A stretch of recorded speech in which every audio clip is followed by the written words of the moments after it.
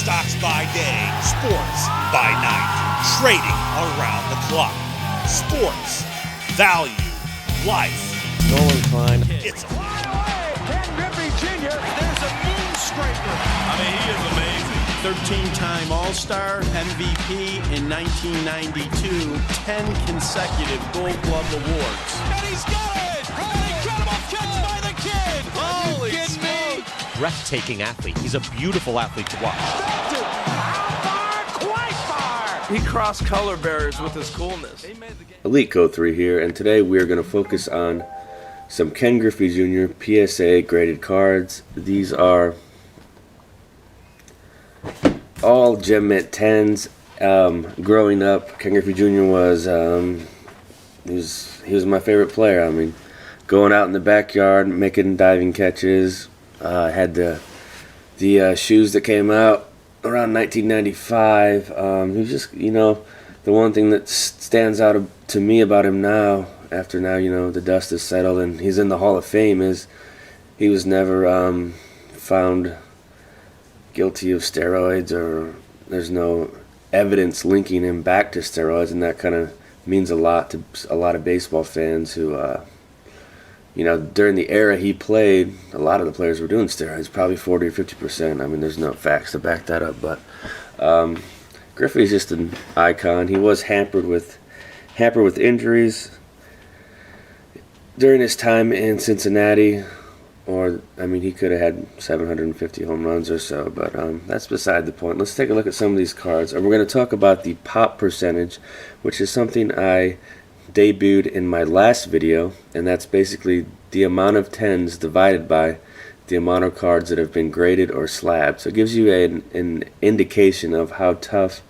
a set is, how many 10s are out there. Just a kind of a cool way to look at the PSA 10s. So 89 Flir. This is one of the staple rookie cards, true rookie cards, whatever you want to call it. But this is it's not a scarce card at all. There's tons of them out there. Raw, they probably sell for about $1. Graded, you're looking at 35 to 50. So there's been 40,470 of these things slabbed with 2,899 10s. That equates to 7.1 pop 10 percentage. So there's the back of it, and there is a Flir glossy of this, and the back is a blue instead of yellow. So that's much more valuable because it's much more scarce. Next one up is 89 Bowman. The one thing you will note about this card is it's slightly taller than a normal card. Got a moss handy.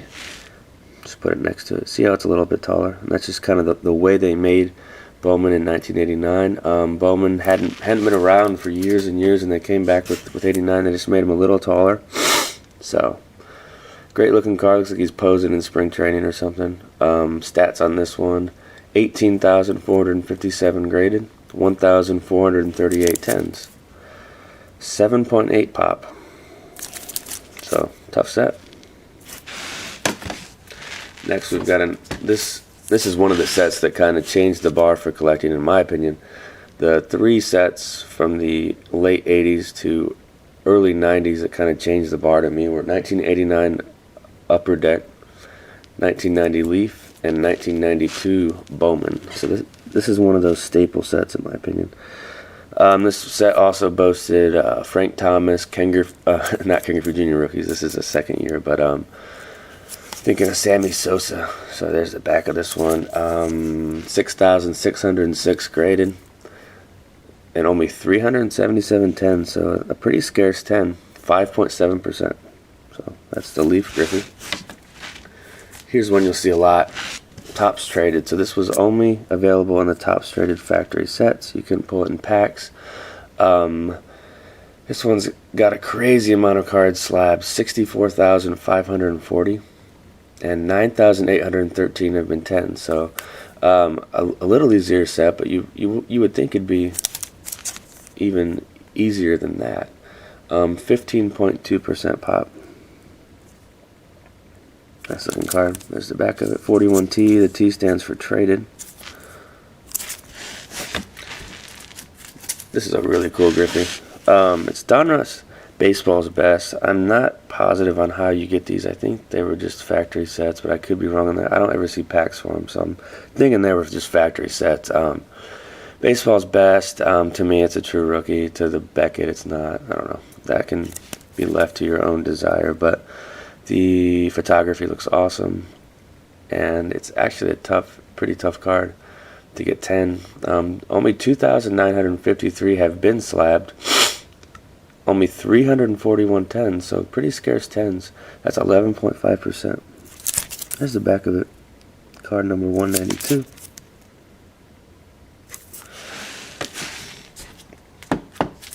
$1987. This was a Bellingham Mariners team issue. This is a scarcer one.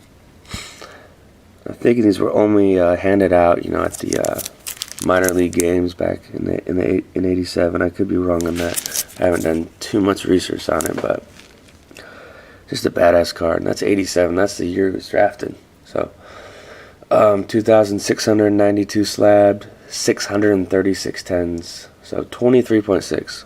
A little bit easier with white borders. You can kind of see why though. This one's really cool. I just picked this up last week. This is a 1990 Kenner starting lineup, yellow border, and the thing I like about this card is the only way to get it is if you buy the Griffey starting lineup from 1990, and it was kind of in the top right when you had to open the package and get the card out. So to me, to have a gem mint card in one of those packages seems like it'd be pretty tough. And the pop on this is extremely low, not in terms of how tough the set is, but there's only 36 of this card have been graded, and there's only 10 PSA 10s, so 27.8%, but there's only 10 of this card. That's crazy. So, take a look at the back. Kenner starting lineup. Those were pretty fun as a kid. Down to the last three. This one's really cool. 1992 Donruss Elite. Just look at that card, the way it pops. For a card made in 1992, this card's well ahead of its time. And a PSA 10 is pretty tough with this set. The stats, only 152 slabbed and 21 10s, so 13.8%. Definitely a tough set. You can see how this foil could get chipped or dinged, but that's a filthy Griffey. And the last two, these are my two favorites. I talk about this card a lot. I just feel it's underrated, but it's just an opinion. So 89 Donruss, Ken Griffey Jr., and pops on these last two are tough. 26,863 of these have been graded, and 1,292 10s, so 4.8%. that's the chances of getting a 10 are not very good. Common problems I see with this set are print errors on the surface, obviously off center, top to bottom, and then just corner wear, edge wear, scratches sometimes. So let's take a look at the back. And these come in boxes, so there's no factory set to get this one. You open packs to get it. It's just a great looking card. I love the rated rookie too. Alright, last one. I think you guys know what this is going to be, but I mean, this is one of the most iconic cards in the hobby. If people don't collect, they probably know about this card. So here it is. 89 Griffey. This is the Star Rookie, card number 1. It was picked as number 1 in the set by one of the young Upper Deck executives. I just read that the other week. And it's also photoshopped. I didn't know that until a couple years ago, but I guess they superimposed the hat from his minor league cap to make this one. So card looks pretty natural to me. Just a great looking card, and there's your baseline over there. These were available in packs. There's high series and low series. The stats on this one: 63,962 graded, 2,946 slabbed as 10s. So that's just a crazy amount of cards being sent off. 4.6%, so it's slightly rarer than the Donruss, but there's also over 2 times as many as the Donruss.